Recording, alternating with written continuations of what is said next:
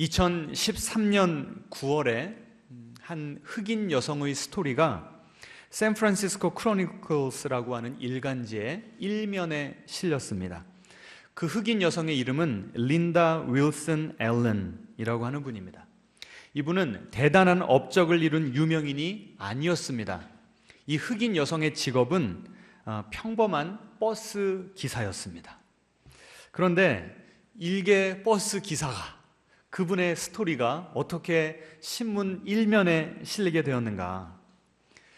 이 버스 기사에 대한 미담이 들리기 시작해서 한 기자가 일주일 동안 이 버스 기사와 같은 그 버스를 타고서 취재를 한 것이었습니다. 이 린다 윌슨 앨런이라고 하는 분은 승객 한 명 한 명의 이름을 다 외우고 있었습니다. 그리고 한 사람 한 사람에게 안부를 물어보고요, 항상 같은 시간에 같은 정류장에서 타는 그 사람이 오늘 안 보입니다. 그러면 잠시 차를 멈춘대요. 그리고 기다려준답니다. 출근 준비하다가 혹시 늦었을까 봐서. 그럼 아니나 다를까 팍 뛰어와서 차를 타면서 고맙다고 그렇게 이야기를 한답니다.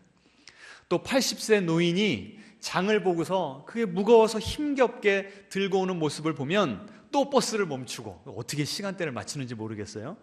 버스를 멈추고 얼른 가서 그 짐을, 장바구니를 받아다가 차에 실어줬다는 겁니다. 그래서 이 할머니는 그 다음부터 다른 버스는 안 타는답니다. 이 린다라고 하는 이 버스 기사가 운전하는 그 버스만 타신다는 거예요. 또 그 동네에 한 여자분이 새로 이사를 왔는데 아는 사람이 아무것도 없는 겁니다. 그런데 마침 땡스기빙, 이 추수감사절이 다가온 거예요. 그래서 이 버스 기사가 그 새로 이사 온 분을 자기 집에 초대했습니다. 우리 가족들과 함께 식사 같이 하자고. 그래서 그 둘이 아주 절친이 되었다, 이런 기사가 나왔었습니다. 이렇게 한 사람 한 사람을 사랑으로 섬기고 대했더니 그 승객들이요, 이 꽃 부케를 만들어다 주고요, 또 이 스카프도 사다 주고, 또 자그마한 별장이 있는 분은 당신 다음 휴가 언제냐고, 내가 그 별장 빌려줄 테니까 가서 쉬고 오라고. 여러분, 이게 가능한 일입니까? 예? 어때요? 우리의 상식으로는 이게 가능하지 않잖아요. 그래서 이 기사를 쓴 기자가 너무나도 신기하고 충격을 받아서, 아니 보통 기사들은 이렇게 일을 하지를 않는데 어떻게 이 사람은 이렇게까지 한 사람 한 사람에게 관심을 기울이고 섬길 수가 있는가, 신기해서 취재를 하게 됐다는 겁니다. 그랬는데 비밀을 발견을 했어요. 그 기사에 이렇게 나옵니다. 린다의 하루는 새벽 2시 반에 정해진다. 그때 린다는 무릎을 꿇고 30분간 기도를 드린다. 이분이 독실한 크리스찬이었던 겁니다. 그래서 이 기사가 난 다음에 그 동네에 살았던 존 오트버그라고 하는 유명한 목사님이 계세요. 우리나라에도 이미 책이 여러 권 번역된 그 목사님인데, 이분이 당신의 교회에 이 린다 윌슨 앨런이라고 하는 여자분을 초청한 겁니다. 그래서 간증을 듣고 인터뷰를 한 거예요. 아니 도대체 새벽 2시 반에 무슨 기도를 하십니까? 그랬더니 이 여자분이 이렇게 말을 했습니다. 자신이 도와야 할 사람들을 보여주시라고 그렇게 하나님께 기도한답니다. 저의 친절은 거기에서 시작됩니다. 저보다 가난한 사람을 만나서 그에게 저의 신발을 주게 될 수도 있습니다. 실제로 그렇게 했나 보죠. 여러분, 이 버스 기사야말로, 이 영어로 하니까 thankless job, 이 직업 중에 이 버스 기사의 혜택을 받는 승객들이 와가지고 참 고맙습니다, 이런 말 듣기가 힘든 직업이라는 거죠. 그러니 이분도 처음부터 그렇게 사람들이 좋아해주고 꽃을 갖다주고 그랬겠습니까? 아니죠. 이분도 힘든 시기가 있었을 텐데 어떻게 이겨냈는가? 기도하면 하나님께서 그 승객들을 대하는 태도를, 나의 태도를 하나님께서 보여주시고 다시 조정해 주셨다는 거예요. 새롭게 빚어주셨다는 겁니다. 그러면서 한 번씩 기도하면 하나님께서 어떤 감동을 주시냐면 더 참고 인내해라, 이런 감동도 주셨다는 거예요. 그래서 이분이 뭐라고 고백을 했냐면, 출근해서 하는 일은 제 사역입니다. 이렇게 고백을 했어요. 보통 사역입니다라고 하는 이런 표현은 누가 써요? 목사님, 전도사님, 선교사님 이런 분들이 쓰잖아요. 그런데 버스 운전을 하면서 이것이 나의 뭐라고요? 사역입니다라고 한 거예요. 이분은 교회당, 예배당 안에서만 예배를 드리셨던 분이 아니라 예배를 어디서 드린 거예요? 나의 삶의 현장에서, 버스 안에서 샌프란시스코의 그 도로를 누비면서 예배를 드렸던 분이었던 것입니다. 만났던 한 사람 한 사람을 섬기는 것이 나의 뭐라고요? 나의 사역. 우리 앞뒤좌우로 인사하겠습니다. 우리는 모두 사역자입니다. 그러니까 이분은 삶으로 드리는 예배가 무엇인지를 보여주고 몸소 실천한 분이었던 것입니다. 그런데 알고 보니까 이분이 어떤 가정 출신인가? 이 기초 생활수급자라고 하나요? 아주 가난한 집안. 그리고 가족들이 전부 마약 중독자, 알코올 중독자 집안이었다는 거예요. 그런데 자기도 그럴 똑같은 운명에 처할 뻔했는데 하나님을 만났다는 거죠. 하나님이 내 인생을 180도로 바꾸어 주시고 나에게 축복을 주셔서 내가 그 은혜가 너무나 감사해서 버스에서 만나는 한 사람 한 사람에게 내가 축복을 합니다. 이런 고백을 했던 겁니다. 여러분, 우리 모두는 축복받았습니다. 아멘. 예수 그리스도의 피로 구원받았습니다. 하나님의 자녀가 되었습니다. 이거보다 더 큰 축복이 어디 있습니까? 그러면 우리가 축복을 받았기 때문에 우리도 뭐 해야 된다고요? 그 축복을 나누는 삶을 살아야 되는 거예요. 그것이 무엇인지를 보여준 분이 바로 이 린다 윌슨 앨런이라고 하는 분이었습니다. 저는 이분의 기사를 읽고 참 값진 인생이다, 아름다운 인생이다 라는 생각이 들면서 큰 감동과 도전을 받았습니다. 여러분, 제가 PPT 한번 보여주시겠습니까? 사진이군요. 그 여자분의 사진을 좀 잠깐 보여주시면, 버스 기사로 일하는 그 모습이고요. 그 다음 페이지요. 여러분, 저 땡땡땡에다가 어떤 형용사를 집어넣으시겠습니까? 나는 이런 인생을 살고 싶다. 아니면 인생을 다 산 후에 나는 나를 아는 사람들로 하여금 저 사람은 이런 인생을 살았어 라고 내가 기억되고 싶다라고 하는 그 앞에 그 형용사, 어떤 단어를 집어넣으시겠습니까? 어떤 분들은 아마 나는 행복한 인생 살고 싶다, 행복한이라고 하는 형용사를 쓴 분들도 계실 거예요. 또 어떤 분들은 풍요로운, 어떤 분들은 신나는, 일부 예배 어떤 분은 친절한, 다양한 형용사가 나올 수 있을 것 같아요. 그런데 하나님께서 우리에게 이렇게 일생을 허락하시지 않았습니까? 그런데 우리는 다 지금 이 모래시계와 같습니다. 모래시계 모래가 다 빠져나가면 우리는 주님께 부르심을 받아요. 주님 앞에 섰을 때 결산을 해야 됩니다. 하나님께서 우리에게 주신 시간과 재능과 건강과 물질, 이 모든 것을 어떻게 사용했는가 하나님께서 우리에게 물으신다는 거예요. 그러면 인생을 잘 산 사람에게 하나님께서 주신 칭찬의 말이 있습니다. 그 다음 PPT요. 오늘 본문입니다. 뭐라고 하나님께서 말씀하신다고요? 잘하였도다 착하고 충성된 종아. 하나님이 우리에게 칭찬하실 때 잘하였도다 착하고 성공한 종아라고 하지 않으셨어요. 착하고 행복한 종아 하지 않으셨어요. 뭐라고 칭찬하셨다고요? 착하고 충성된 종아. 하나님의 가치 기준과 우리의 기준이 그만큼 다른 거죠. 하나님이 우리를 보실 때 중요하게 다루시는 그 평가 기준이 뭐라고요?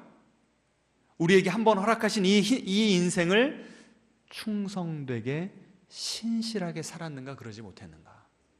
하나님께서 그것을 보신다는 겁니다. 여러분, 좀 도전이 됩니까? 안 됩니까? 돼요, 안 돼요? 이 충성되다라고 하는 뜻은요, 영어로 찾아보니까 faithful, 그 다음에 trustworthy.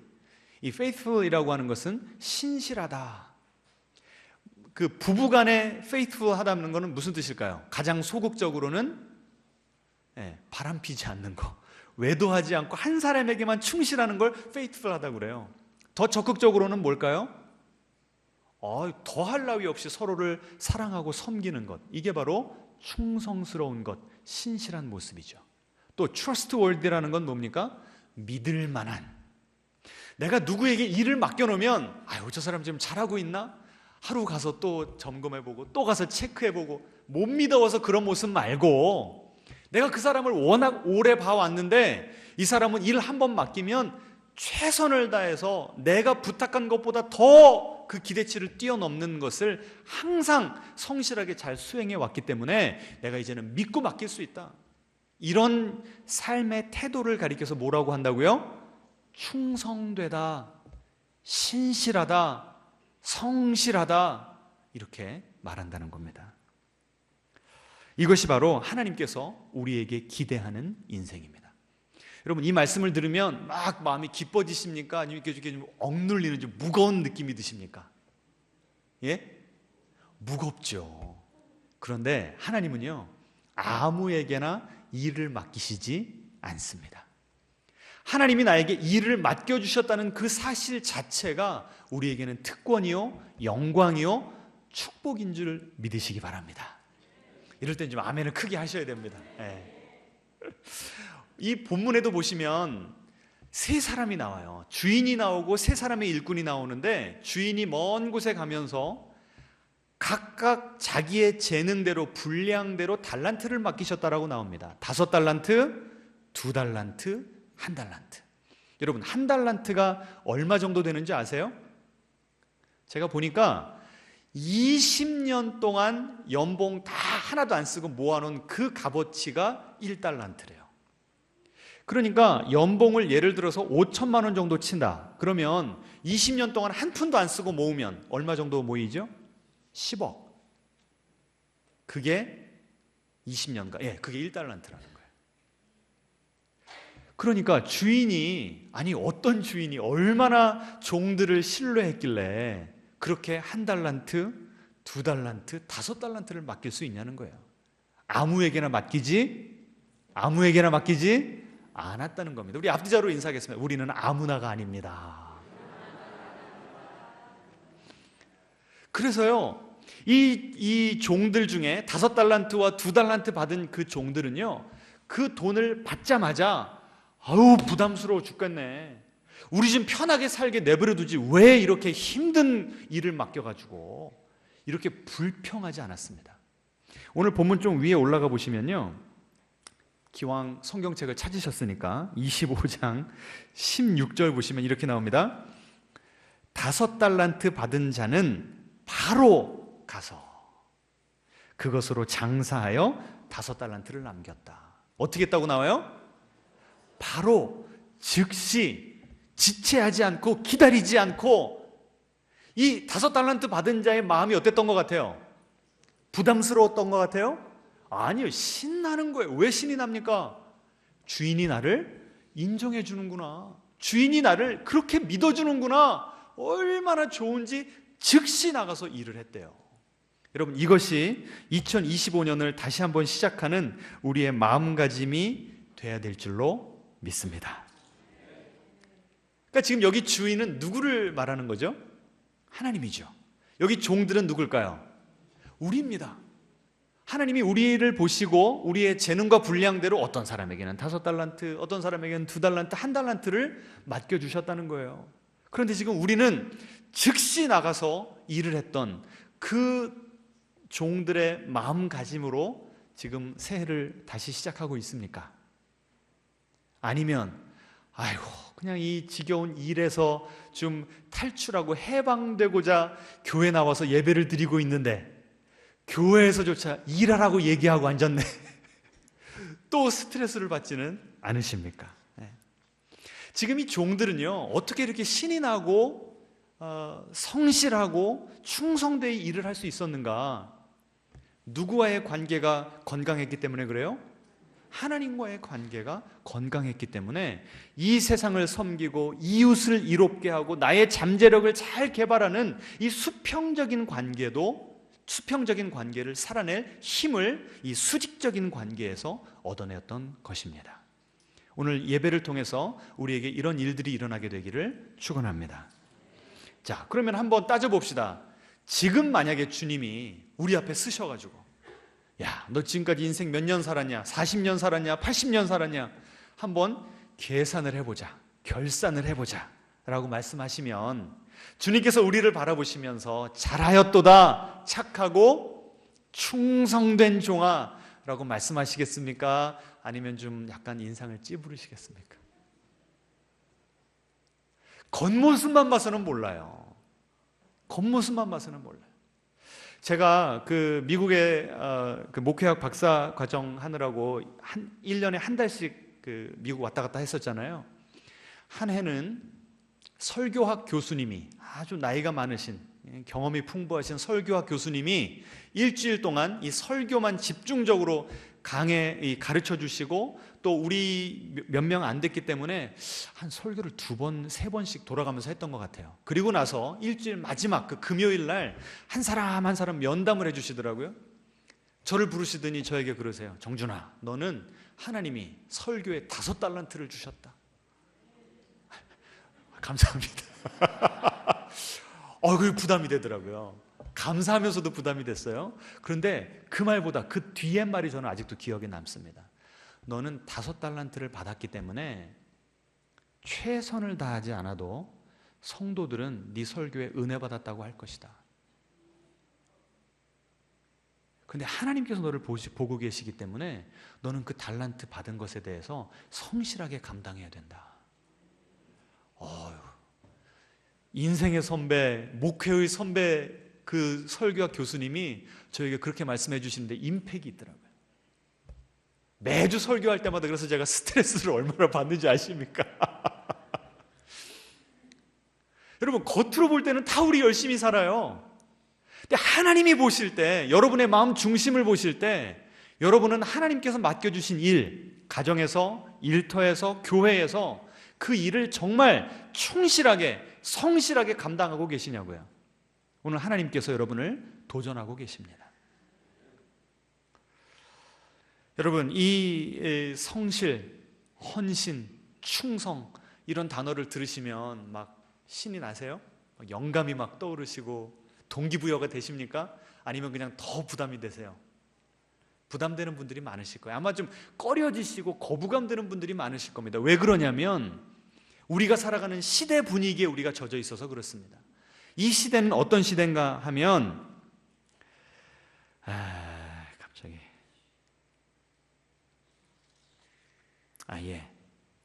왜 우리가 이런 그 단어들에 대해서 거부감을 보이냐 하면 이 미국의 이 앤드류 델방코라고 하는 이 콜롬비아 대학 교수님이요, 미국의 역사를 이 3시기로 구분을 했어요. 첫 번째 시기는 미국 사람들이 하나님에게 소망을 두고 하나님을 위해 헌신했던 시기랍니다. 두 번째 시기는 나라를 위해서, 나라의 희망을 걸고 나라를 위해서 충성했던 시기래요. 그런데 미국이 지금 현재는 어떤 시기를 살고 있느냐? 누구에게 소망을 두고 누구를 위해 살아가는가? 누굴까요? 나 자신. 어떻게 그렇게 잘하십니까?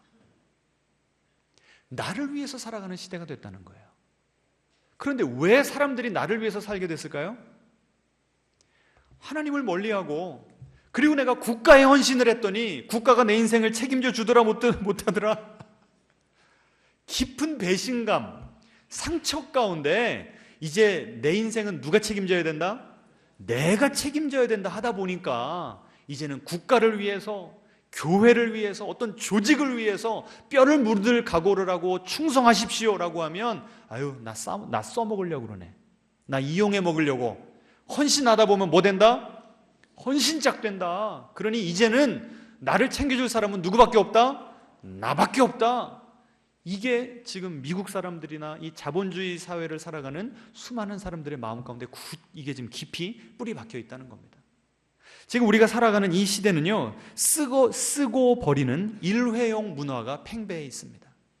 한 번 쓰고 버리는 거예요. 전자제품도 어때요? 계속해서 새로운 것이 나오기 때문에 고장나면 고쳐서 쓰십니까? 버리고 새 거 사십니까? 새 거 살 때가 많잖아요. 그러다 보니 인간관계도 어떻게 바라보냐면, 내가 저 사람과 함께하고 내가 저 사람에게 간을 빼주는데 언제까지 그래요? 그 사람이 쓸모 있다고 여겨질 때까지만.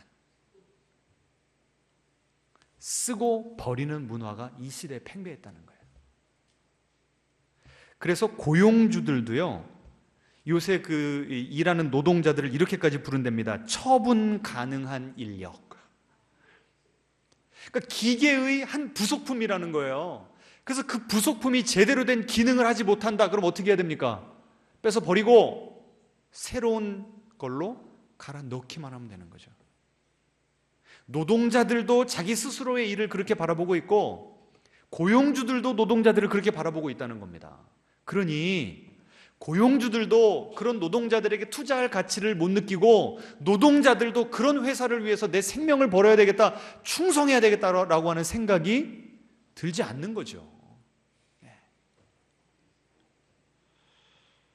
그래서 이런 그 일에 대한 관점을 가지고 살아가는 사람들은요, 일을 왜 하는가? 목적이 딱 한 가지입니다. 뭐예요? 먹고 살기 위해서. 내 처자식을 먹여 살려야 되니까 이 일을 할 수 없이 감당한다는 거예요. 이런 분들이 일의 의미를 느낄까요? 못 느낄까요? 일을 즐길까요? 못 즐길까요? 못 즐겨요. 할 수 없이 버텨야 되니까.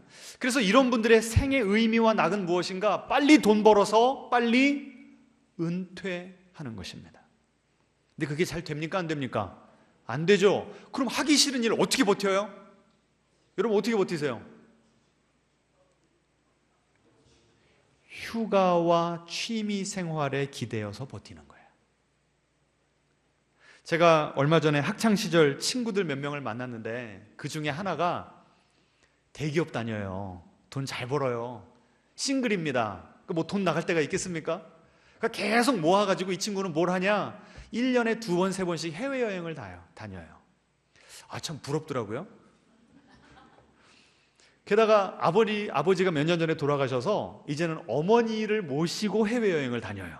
참 제가 효자라고 칭찬을 해줬습니다. 저는 그렇게 보니까 불효자더라고요. 어머니와 함께 여행을 한번 가본 적이 없으니. 그 어머니도 그 아들이 여행 보내주니까 너무 좋아가지고 여행과 여행 사이에는 매일 그 찍어온 사진을 돌려보면서 그 적적한 하루를 보내신답니다. 그리고 다음번에 여행 어디 갈까 공부하시고, 내가 체력이 좋아야 그 여행 감당할 수 있다면서 매일 운동을 하신대요. 그 참 바람직한 요소들이 많죠. 그런데 이 친구가 일하는 목적이 뭐라고요? 오로지 휴가 가는 거에 있는 거예요. 여행에 있는 거예요. 하루의 대부분의 시간을 내가 일터에서 보내는데, 그 일터에서 보내는 시간은 버텨내야 되는, 견뎌내야 되는 시간인 겁니다. 부럽지만 동시에 측은한 느낌이 들었어요. 저는 설교 준비하는 거 행복하거든요. 저는 제자 훈련할 때 신나고 좋거든요. 1년에 2번, 3번 해외여행은 못 가더라도, 부모님 해외여행 못 시켜드리더라도 저는 일 자체에 의미를 발견하거든요. 거기에 기쁨이 있거든요. 여러분은 어떠세요? 정말 여러분은 먹고 살기 위해 할 수 없이 일을 하시는 그런 부류이십니까? 반대의 또 그 극단이 있어요. 아까 그 첫 번째 부류는요, 먹고 살기 위해 일하는 분들이었습니다. 그런데 두 번째 부류는 어떤 분들인가? 일하기 위해 사는 분들이에요. 왜 일하기 위해 살아갈까요? 일에 내 인생의 가치가 걸린 거예요. 내가 얼마나 쓸모있는 인간인가를 뭘로 증명해야 돼요? 일로 증명해야 되는 거예요. 성과로. 그 회사에서 인정받는 그 정도가 바로 내 인생의 가치라고 여기기 때문에, 이런 분들은 일을 할 때 대강대강 할까요? 최선을 다해서 할까요? 최선보다 120%, 150%로 하겠죠. 제일 일찍 출근을 해서 제일 늦게 퇴근하지 않겠습니까? 그럼 겉으로 보면 그런 분들은 충성하는 분들입니까? 아닙니까? 충성하죠. 첫 번째 부류는 먹고 살아야 할 수 없이 일을 하는 사람들이기 때문에 최소한으로 일을 하는 사람들이라고 한다면, 다른 그 극단으로 가면 이런 분들은 오버해서 일을 하는 분들입니다. 그러면 이런 분들을 주님이 보시고 잘하였도다, 착하고 충성된 종아라고 칭찬하실까요? 어떻게 생각하세요? 이런 분들의 대다수는 일 중독자들입니다. 동의하십니까? 이런 분들은 번아웃 됩니다. 소진돼 버려요. 소진. 이번 그 연휴 때 제가 드라마 하나를 봤습니다. 요약본으로 좀 이렇게 막 빨리빨리 패스트포워드 하면서 봤는데요. 2년 전에 나온 드라마인데요. 대행사라고 하는 드라마입니다. 광고 그 대행해주는 그 회사였는데, 여기 여주인공이요, 어떤 배경 하나도 없는 흙수저 인생인데, 그것도 여자로서 이 유리천장을 뚫고서 상무까지 승진하고, 또 그 상무로 승진해서 그 자리를 버텨내기 위한 그 고군분투하는 그 모습을 그려낸 드라마였습니다. 보여주시겠습니까? 네. 그 왼쪽에 남자가 이 직장 선배입니다. 그런데 이 여자가 고분고분 말 안 듣는다고 얼마나 이미 자기가 가지고 있는 권력과 권모술수로 눌러버리려고 하는지 몰라요. 또 오른쪽에 보시면 재벌 3세입니다. 그 자기 할아버지가 그 모든 그 기업의 회장인 거예요. 근데 낙하산으로 이 회사에 들어온 겁니다. 그러니까 그 양쪽 센 그 권력의 핵심에 있는 그 사람들 사이에서 버텨내는 그 갈등하는 그 모습들이 이제 드라마에 나와요. 근데 그 대사 중에 어떤 대사가 나오냐면, 좋은 일에 기뻐하면 나쁜 일에 슬퍼하게 되는 게 습관됩니다. 이런 표현이 나와요. 뭐라고요? 좋은 일에 기뻐하다 보면 나쁜 일에는 슬퍼하게 된다는 거예요. 감정이 업됐다가 다운됐다가. 그럼 뭘 못해요? 뭘 못해요? 일을 잘 못하는 거죠. 그러니 기뻐할 때, 그 좋은 일이 생겨도 그렇게 기뻐하면 안 된다는 거예요. 상무까지 올라갔는데, 그리고 뉴스룸, 이 방송국 뉴스룸까지 가서 인터뷰까지 하는 성공한 커리어 우먼이 되었건만 마음 놓고 기뻐하지도 못하는 인생을 살고 있더라는 거예요. 그리고 밤마다 불안해서 잠을 못 자는 겁니다. 그 드라마 보시면 약을 몇 가지를, 정신과 약을 몇 가지를 먹는지는 몰라요. 그래서 어느 한 날은 술을 마셨네요. 스트레스 받아서. 그리고 그 약을 먹었더니 그 다음날 일어나 보니까 잠옷을 입은 채로 공원 벤치에서 드러누워 있는 자기 자신을 발견하고 깜짝 놀라 충격을 받아요. 그래서 그 정신과 의사가 자기 친구라서 그 약을 처방해 줬는데요, 그 친구한테 갔더니 막 난리가 납니다. 너 그러다 죽어. 너 정말 죽는다고. 그러니까 이 주인공이, 내가 그렇게 살고 싶어서 사는 줄 알아? 약해지면 도망쳐야 돼. 이 강자들만 살아남는 세상 가운데 이 버티다 보니까 내가 약 없이는 못 살게 되더라는 거죠. 그러니까 그 정신과 의사 친구가 이렇게 말을 합니다. 약해지면 도망쳐야 돼 라고 하니까, 그럼 너는 이게 강해진 거야? 망가진 거지. 이런 대사가 나와요. 겉으로 볼 때는 누구보다도 더 의욕적으로, 더 열심히 능력 인정받는 승승장구하는 인생을 산 것 같은데, 그 속을 들여다보니까 어떻다고요? 강해지는 게 아니라 망가진 인생을 살았다는 거예요. 내 인생의 가치가 어디에 지금 달려있다고요? 내가 어디까지 올라갈 수 있는가? 회사에서 내가 어느 정도까지의 권력을 잡고 어느 누구에게 인정을 받는가? 이것이 내 인생의 가치가 되다 보니까, 여러분, 그런 사람이 자기 자신의 일에 만족할 수 있습니까? 없습니까? 없어요. 그러면 더 열심히 더 높은 곳을 향하여 한계를 모르게 되는 거예요. 그럼 내 몸을 혹사시킬 수밖에 없는 거죠.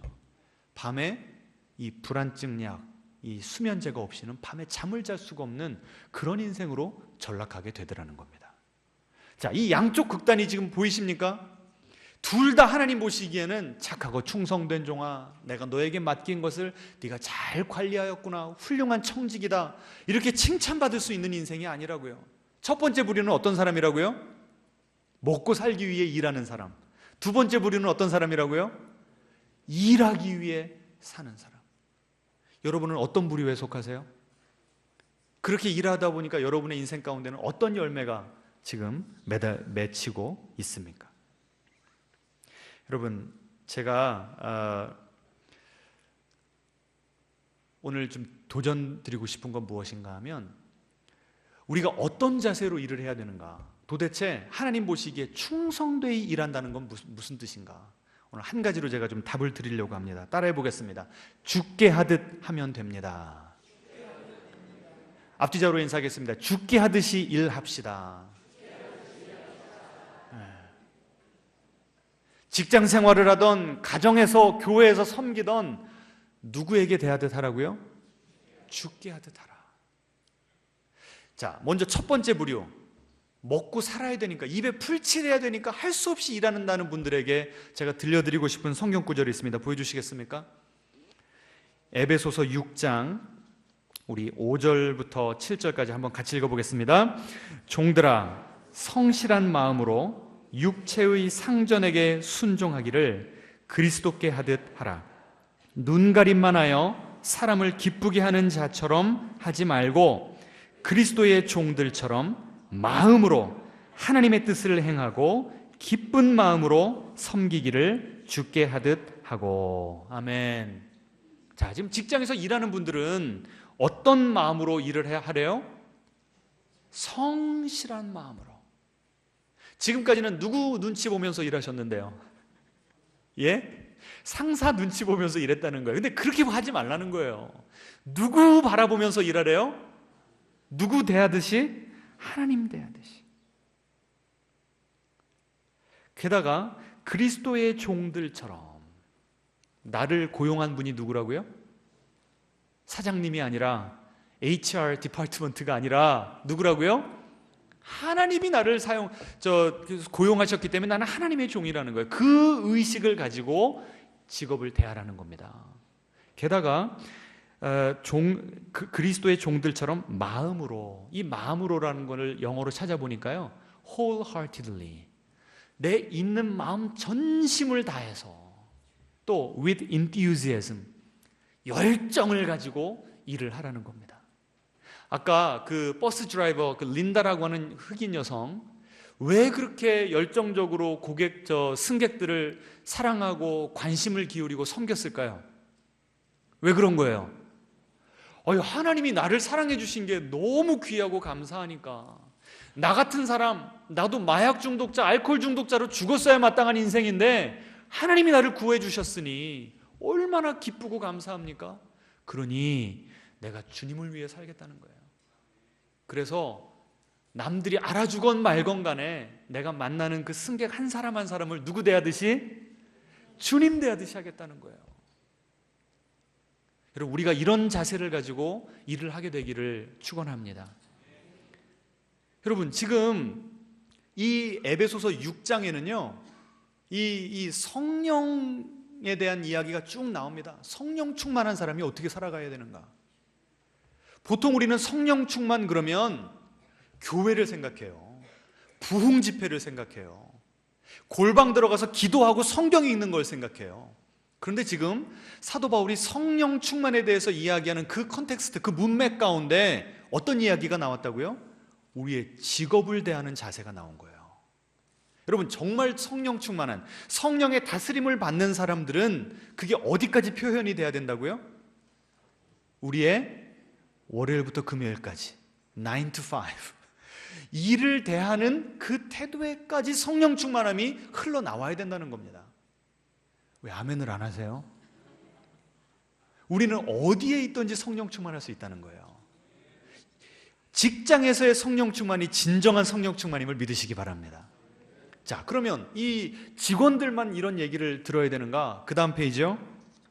같이 한번 읽어보겠습니다. 상전들아, 너희도 그들에게 이와 같이 하고. 자, 그들은 누굽니까? 직원들이죠. 지금 사장님들에게 사도 바울이 이렇게 권면하는 거예요. 직원들만 사장에게 하나님 대하듯이 그렇게 깍듯하게 하지 말고 열심히 성실하게 일하지 말고, 누구도? 사장도 직원들을 대할 때 어떻게 하라고요? 죽게 하듯이 하라는 겁니다.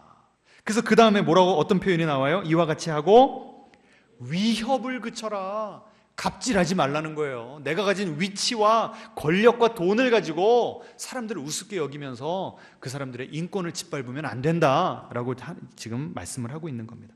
그리고 제가 그 다음 구절을 읽다가 웃었어요. 같이 한번 읽죠. 이는 그들과 너희의 상전이 하늘에 계시고. 자, 너희는 누구예요? 사장님들. 그들은 누구예요? 직원들. 직원이나 사장이나 다 하나님이 누구라는 거예요? 보스라는 거예요. 앞뒤자로 인사하겠습니다. 하나님이 우리의 보스이십니다. 그러니까 직장에서 우리의 권력 서열에 상관없이 진정한 보스는 누구시라고요? 하나님이시래요. 그러니 사장님들도 직원들을 대할 때 누가 지금 지켜보고 계신다고요? 하나님이 지켜보고 계신다. 제가 최근에 한 사업장에 방문을 했어요. 그 집사님과 오랜 대화를 나눴는데 그 집사님이 그러시더라고요. 올해 참 이 사업이 어려울 걸로 예상이 됩니다. 하지만 하나님 믿는 믿음으로 지금까지 일하던 직원들 한 명도 내보내지 않기로 결정을 했습니다. 제가 진한 감동을 받았어요. 이건 정말 이 직장에 하나님을 이 중심에 놓지 않으면 할 수 없는 결정이었던 것입니다. 여러분, 우리가 이렇게 살아갔으면 좋겠습니다. 아멘. 단지 먹고 살기 위해 할 수 없이 하는 일이 아니라 하나님께서 우리를, 창조주 하나님께서 우리를 하나님의 형상으로 만드셨어요. 그 말은 우리도 창조의 사역에 동참하도록 우리를 창조의 파트너로 부르셨다는 겁니다. 사람들을 볼 때나 사물을 볼 때 아직 확 피어나지 않은 잠재력들이 있어요. 그러면 내가 창조주의 이 창조주와 파트너가 되어서 그 사역을 같이 한다는 건 뭐냐면 그 잠재력을 끌어내주는 겁니다. 우리 자녀들에게서, 우리 직원들에게서 그 장점들을 끌어내서 잘 개발시켜주는 것, 이것이 바로 하나님의 사역인 줄 믿으시기 바랍니다. 또 연휴 가운데 여러분 집 청소하신 분들 계십니까? 대청소하신 분들 계세요? 이런 분들은 창조의 사역에 동참하신 분들입니다. 어떻게 알아요? 하나님께서 이 세상을 창조하시기 전에 상태가 어땠습니까? 공허하고 혼돈하고 어두웠죠. 혼돈이 뭐예요? 어지러진 상태. 그런데 하나님께서 그 혼돈을 뭘로 만드셨어요? 질서로 만드셨어요. 뭐 하신 겁니까? 청소하신 거죠. 여러분, 청소 열심히 하시는 분들, 나는 하나님의 창조 사역에 동참하고 있다, 자부심을 가지시기 바랍니다. 이 세상을 다스려라, 이 세상을 경영하라. 하나님께서는 이 세상을 창조하실 때 완성품으로 만들지 않으셨어요. 우리가 이 세상을 같이 완성해 나가도록 우리가 일할 여지를 남겨놓은 줄 믿으시기 바랍니다. 지금 우리가 월요일부터 나가서 하는 일들은 다 하나님께서 맡겨주신 성직임을 믿으시기 바랍니다. 직업의 귀천도 없고 성과 속의 구분도 없어지는 거예요. 내가 어떤 태도를 가지고 일을 하냐에 따라서, 아까 그 버스 기사, 내가 운전하고 있는 그 버스 그 공간 자체가 뭐가 되는 거예요? 하나님의 임재가 머무는, 내가 하나님을 예배하는 지성소가 되는 줄, 지성소가 되었던 것이죠. 여러분의 일터도 여러분이 삶으로 예배를 드리는 지성소인 줄 믿으시기 바랍니다. 자, 그 두 번째 부류, 일하기 위해서 산다는 분들에게는 이런 또 구절을 제가 좀 보여드리기 원합니다. 같이 읽겠습니다. 너희는 그 은혜에 의하여 구원을 받았으니 이것은 너희에게서 난 것이 아니요 하나님의 선물이라, 행위에서 난 것이 아니니. 자, 우리가 구원을 받았는데 어떻게 구원을 받았대요? 은혜에 의하여. 그리고 무엇에 의한 게 아니래요? 우리의 행위에 의한 게 아니래요. 우리가 이렇게 연휴 마지막 날 솔직히 집에서 하루 더 쉬고 싶은 마음이 굴뚝 같으셨을 텐데, 이렇게 내가 마음을 모아서 예배를 드리니 하나님이 내 정성을 보시고 나를 하나님 자녀 삼으시고 내 기도 들어주셔야지. 이게 올바른 신학입니까? 아닙니까? 아니죠. 하나님은 우리가 아직 죄인 되었을 때, 하나님이 어떤 분이신 줄도 모르고 하나님의 마음을 아프게 할 때 이미 우리를 용납해 주셨습니다. 아멘. 예수의 피를 보시고 우리를 용서하시고 우리를 하나님의 자녀 삼아주신 줄 믿으시기 바랍니다. 그러니 우리는 다른 사람에게 잘 보이려고 애를 쓸 필요가 없어요. 여러분 좀 자유함을 느끼시기를 바랍니다. 근데 이게 참 쉽지는 않습니다.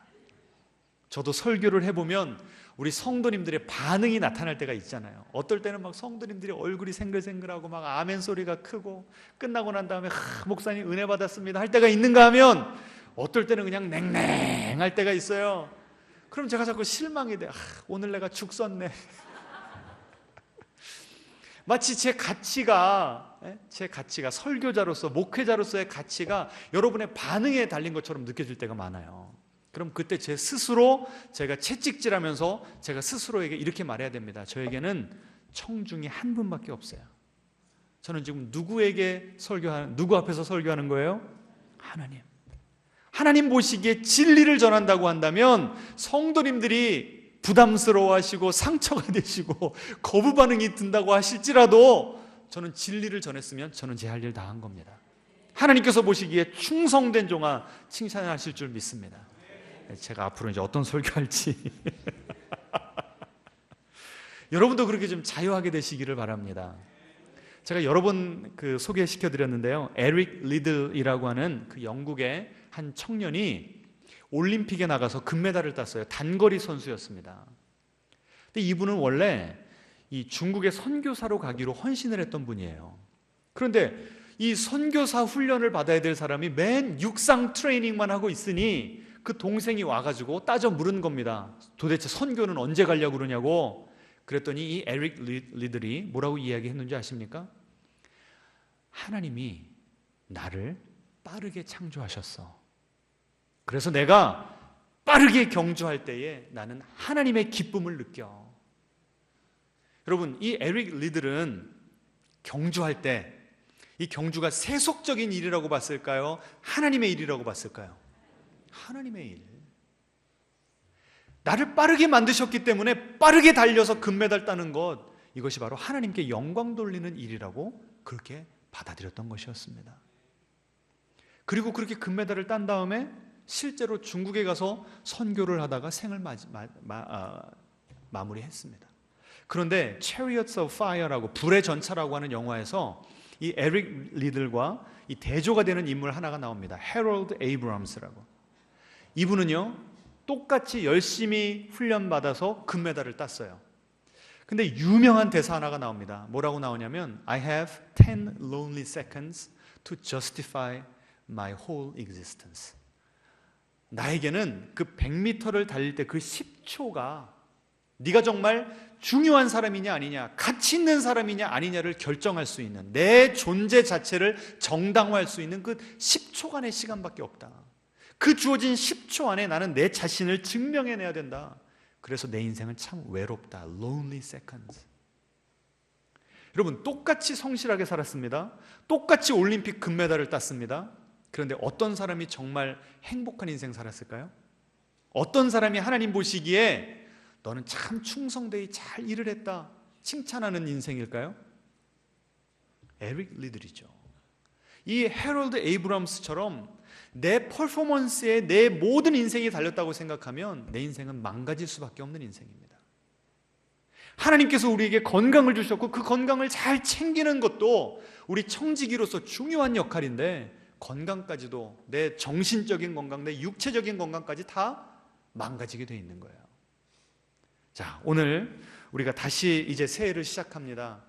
가장 중요한, 우리 일생에서 가장 많은 시간을 보내는 일터, 우리가 어떤 태도로 대해야 될 것인가를 우리가 살펴보았습니다. 여러분, 하나님께서 여러분에게 그 일을 맡겨주셨습니다. 여러분에게 그 둥지를 흔드셔서 다른 일터로 보내시기 전까지는 그 자리에서 최선을 다하시기 바랍니다. 아멘. 승진하기 위해서요? 사장에게 더 잘 보이기 위해서요? 아니에요. 누가 바라보고 계시니까? 하나님께서 맡겨주신 일이니까. 아까 그 흑인 버스기사처럼 내가 하는 일로 하나님께 영광을 올려드리고 하나님을 예배하는 진정한 예배자들 되시기를 주님의 이름으로 축원합니다. 함께 찬양하겠습니다.